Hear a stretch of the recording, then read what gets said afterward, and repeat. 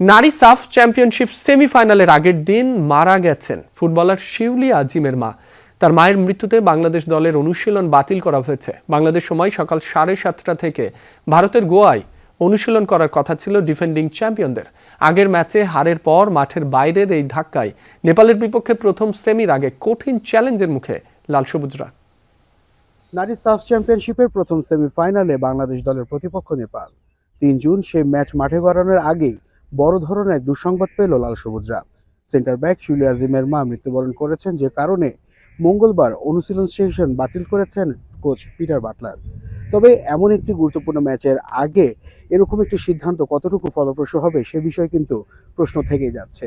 কেননা সাফ চ্যাম্পিয়নশিপে যদি শুরু থেকে আমরা একটু দেখি যে মালদ্বীপের সঙ্গে বাংলাদেশ 4-2 গোলে জিতেছিল সেই ম্যাচটি, কিন্তু দেখা গেছে যে একটা সময় কিন্তু 2-2 গোলের সমতায় চলে এসেছিল মালদ্বীপ। তো সেখান থেকে আসলে বাংলাদেশ দল পরবর্তী জয় নিয়ে মাঠ ছাড়লেও তাদের পারফরমেন্স নিয়ে কিন্তু খুব একটা খুশি ছিলেন না বাটলার। এবং ভারত ম্যাচে তো 3-0 গোলে হারতে হয়েছে বাংলার বাঘিনীদের। সেই সাথে প্রায় 8 বছর পর কিন্তু ভারতের বিপক্ষে হারের স্বাদ গ্রহণ করলো তারা। তো এমন একটি সময়, এমন একটি ক্রাইসিস মোমেন্টে বাংলাদেশ দল অনুশীলন বাতিল করছেন, যেখানে আসলে খুব বেশি দরকার ছিল নিজেদের মধ্যে বোঝাপড়াটা। কেননা ম্যাচের পরের দিন কিন্তু তারা রিকভারি সেশনে পার করেছেন সময়টা। সেখানে আসলে বাড়তি কোনো অনুশীলন বা ফিল্ড প্র্যাকটিসের কিন্তু কোনো বিষয় ছিল না।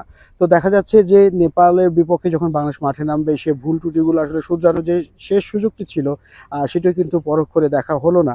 আর আমরা দেখতে পেয়েছি যে নেপালও কিন্তু দুর্দান্ত ফর্মে রয়েছে। বিগত সেমিফাইনাল অর্থাৎ সবশেষ যে সাফ চ্যাম্পিয়নশিপ হয়েছিল সেখানে কিন্তু নেপালের বিপক্ষে দারুণ জয়ে কিন্তু বাংলাদেশ দল শিরোপা দ্বিতীয়বারের মতো ধরে রেখেছে। তো হ্যাট্রিক শিরোপা জয়ের মিশনে যেটি বড় বাধা হয়ে দাঁড়াচ্ছে বাংলাদেশ দলের জন্য, সেখানে হচ্ছে টিম কম্বিনেশনের আসলে ভারসাম্য এবং সমন্বয়হীনতা। মাঠে পারফরমেন্সে দেখা গেছে যে ফুটবলারদের যে কমিউনিকেশন যে বিষয়টি রয়েছে সেটির আসলে ঘাটতি দেখা গেছে। আমরা দেখেছি যে মনিকা চাকমা ইনজুরি কাটিয়ে মাঠে ফিরেছিলেন এবং সকলে আশা করেছিল মাঝ মাঠে মনিকা এবং মারিয়ার একটি দুর্দান্ত জুটি দেখার, কিন্তু সেখানে আসলে পুরোটাই অনুপস্থিত ছিল। নিষ্প্রভ ছিলেন ঋতুপর্ণা চাকমাও।